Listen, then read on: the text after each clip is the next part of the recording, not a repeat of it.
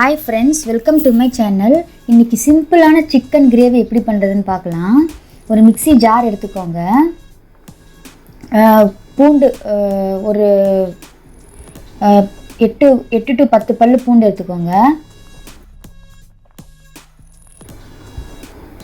அப்புறம் ஒரு துண்டு இஞ்சி எடுத்துக்கோங்க. கட் பண்ணி கழுவி எடுத்துக்கோங்க.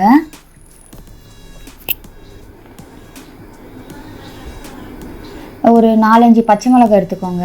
நாங்கள் காரம் ஜாஸ்தி சாப்பிடுவோம், நீங்கள் வந்து காரம் வேணால் கம்மி பண்ணிக்கலாம்.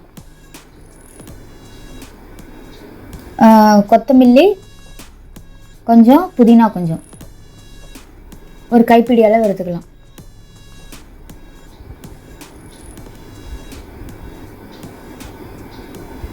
இன்னும் 2 லவங்கம் 3 லவங்கம் எடுத்துக்கலாம்.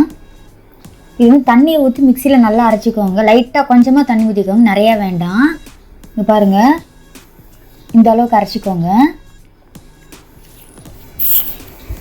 ஒரு கடாய் எடுத்துக்கலாம். கடாய் நல்லா காஞ்சதும் ஆயில் ஊற்றிக்கலாம்.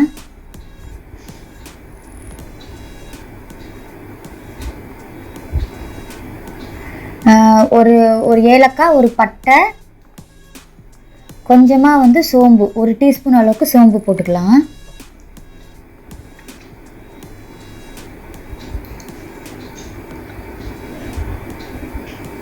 கருவேப்பிலை கொஞ்சம் போட்டுக்கோங்க.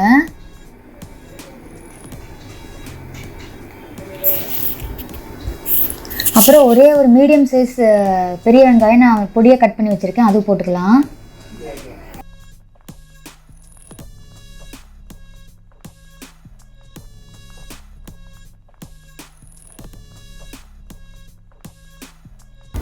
வெங்காயம் நல்லா வதக்கிக்கோங்க. வெங்காயம் நல்லா ப்ரௌன் ஆனதும் ஒரு காஞ்ச மிளகாய் வந்து 2 காஞ்ச மிளகாய் கிள்ளி போட்டுக்கலாம் டேஸ்ட்டுக்காக.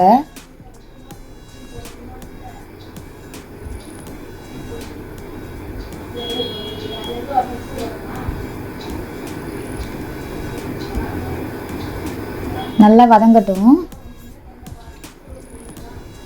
இதுக்கப்புறம் கழுவி வச்சுக்கிற சிக்கன் வந்து நான் ஒரு 1/2 கிலோ எடுத்திருக்கேன்.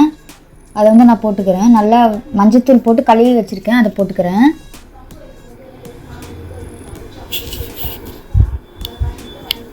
நல்லா கிளறி விட்டுக்கோங்க.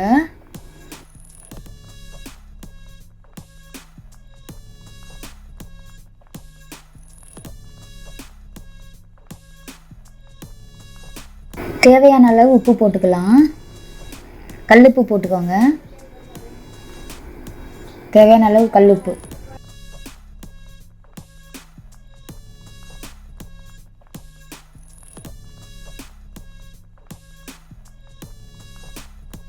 நல்லா கிளறி விட்டுட்டு கொஞ்ச நேரம் க்ளோஸ் பண்ணி வச்சுருங்க. அந்த சிக்கன் இருக்கிற தண்ணியெல்லாம் இறங்கட்டும்.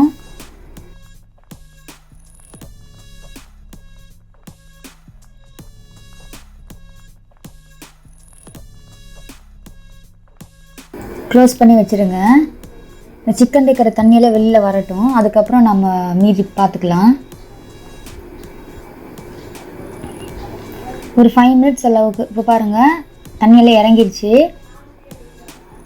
இப்போ இந்த டைமில் வந்து நீங்கள் பார்த்தீங்க அப்படின்னா அந்த மசாலா அரைச்சி வச்சுருக்கோம் இல்லையா, இஞ்சி பூண்டு கொத்தமல்லி கொத்தமல்லி புதினா லவங்கம், அந்த மிக்சியில் அரைச்சோம் இல்லையா அந்த பேஸ்ட்டு, அதை போட்டுக்கலாம்.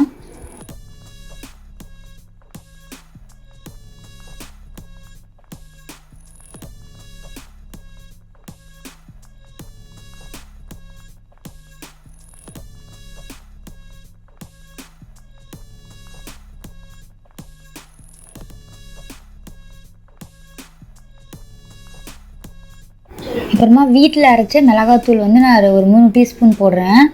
நான் வந்துட்டு வீட்டில் அரைச்ச மிளகாத்தூள் மட்டும்தான் யூஸ் பண்ணுவேன். நான் மட்டன் பொடி, சிக்கன் பொடி அதெல்லாம் யூஸ் பண்ண மாட்டேன். அதெல்லாம் வந்து ரொம்ப கெடுதல். அது நான் வீட்டில் அரைச்சது மட்டும்தான். நான் நான்வெஜ் செஞ்சாலும் சரி, ஃபிஷ் எது செஞ்சாலும் சரி, சிக்கனு மட்டனு ஃபிஷ் எது செஞ்சாலுமே நான் வந்து வீட்டில் அரைச்ச மிளகாத்தூள் தான் யூஸ் பண்ணுவேன். வெளியில் வாங்குறதுலாம் உடம்புக்கு கெடுதல். அது வந்து குழந்தைங்களுக்கெல்லாம் செட் ஆகாது. பார்த்தீங்கன்னா நல்லா கிளறி விட்டுட்டேன். அந்த கேசரி கலர் இருக்கு இல்லையா, அது கொஞ்சமாக ஒரு டீஸ்பூன் போட்டுக்கலாம். கொஞ்சம் நல்லா கலராக நமக்கு வரும். ஒரு மாதிரி ரெட்டிஷாக வரும். அது நல்லாயிருக்கும் பார்க்குறதுக்கு. இல்லை நீங்கள் இந்த கலர் க்ரீனிஷாக வேணும் அப்படின்னா க்ரீனிஷாக கூட வச்சுக்கலாம் நீங்கள்.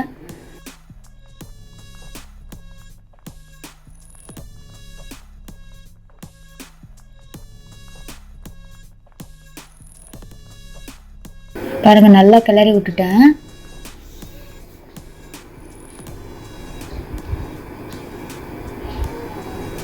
கிளறிட்டு இந்த சிக்கனுக்கு தேவையான அளவு தண்ணி ஊற்றிக்கலாம். இந்த சிக்கன் ரொம்பலாம் தண்ணி ஊற்ற தேவையில்லை. சிக்கன் சீக்கிரம் வெந்துடும். சிக்கன் மூழ்கிற அளவுக்கு தண்ணி ஊற்றினா போதும். அதை விட கம்மியாக கூட ஊற்றினா போதும். ஊற்றிட்டு க்ளோஸ் பண்ணி வச்சுக்கலாம். பாருங்கள் இந்த அளவுக்கு தண்ணி ஊற்றிருக்கேன்.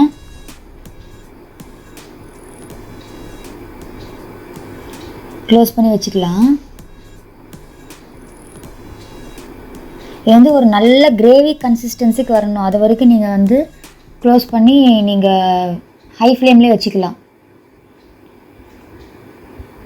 நடுவால் என்ன பண்ணுறீங்க அப்படின்னா ஒரு பிஞ்ச் அளவுக்கு சர்க்கரை சுகர் போட்டுக்கோங்க. அது கொஞ்சம் டேஸ்ட் கொடுக்கும் நம்ம சிக்கனுக்கு. பாருங்கள் மோஸ்ட்லி ரெடி ஆகிடுச்சு. எண்ணெய்லாம் மேலே தேங்கி நிற்கிது. அந்த கிரேவி கன்சிஸ்டன்சி வந்துருச்சு பாருங்கள்.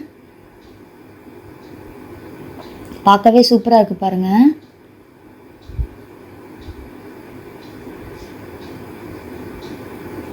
அவ்வளோதான், நம்ம சிக்கன் கிரேவி ரெடி ஆகிடுச்சு. இது ரொம்ப சிம்பிளான சிக்கன் கிரேவி. இது நீங்களே ட்ரை பண்ணி பாருங்கள்.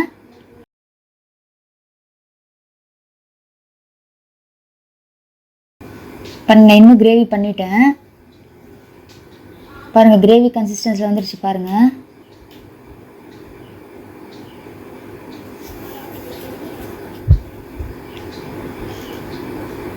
ஸோ ரெடி ஆகிடுச்சு. நான் இது ஒரு பவுலில் ட்ரான்ஸ்ஃபர் பண்ணுறேன் கிரேவியை.